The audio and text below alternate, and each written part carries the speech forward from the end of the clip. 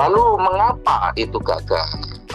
Karena seluruh food estate yang dilakukan pemerintah saat ini itu menabrak kaidah-kaidah akademis. Kaidah akademis pertama itu apa? Jadi harus ada pilar pertama itu kesesuaian tanah dan agroclimate. Ada proyek-proyek food estate yang agroclimate-nya saja tidak cocok dipasarkan, ya akhirnya gagal pasti kan. Lalu yang kedua, pilar kedua itu kesesuaian infrastruktur atau ketersediaan infrastruktur. Infrastruktur itu infrastruktur pengairan dan jalan usaha.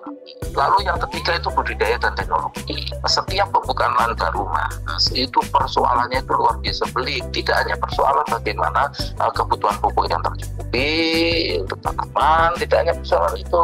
Lalu yang keempat itu masalah sosial dan ekonomi. Dan ini yang seringkali tidak dilupakan. Dan itu juga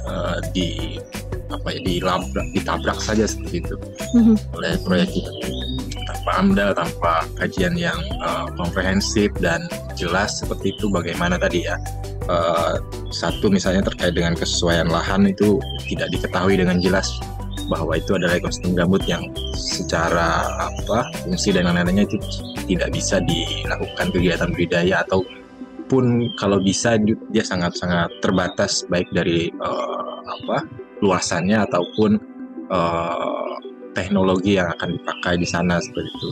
Dan secara garis besar seperti itu ini sangat-sangat tidak relevan sebenarnya, atau tidak baik dari nilai ekonomis juga tidak ekonomis seperti itu untuk melakukan kegiatan budidaya khususnya pertanian ya di ekosistem gambut. PLG 1995 sampai 1998 itu dilakukan dan pemerintah sendiri menyatakan itu gagal. Dampaknya apa? Kerusakan lingkungan ekosistem gambut karena hutannya ditebang, gambutnya dikeringkan dengan membuat irigasi-irigasi yang sangat-sangat besar tadi, infrastruktur pertanian, yang mana ini sampai hari ini kerusakan lingkungan di ekosistem gambut tadi itu mengakibatkan terjadinya bencana ekologis kalau Walhi bilang itu.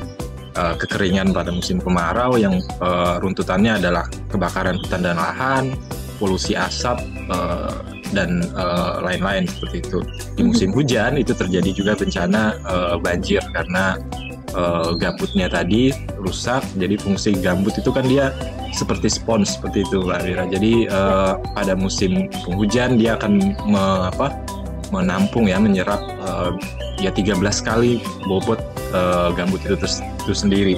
Jadi dia bisa menangkap atau menyerap limpasan air dari sungai atau sungai-sungai besar seperti itu, sehingga tidak menggenangi area sekitarnya. Dan pada musim kemarau dia secara bertahap dia mengeluarkan air tadi, sehingga dia menjaga air tanah, tinggi muka air itu tetap basah seperti itu dan tidak kering atau menjadi rentan terbakar.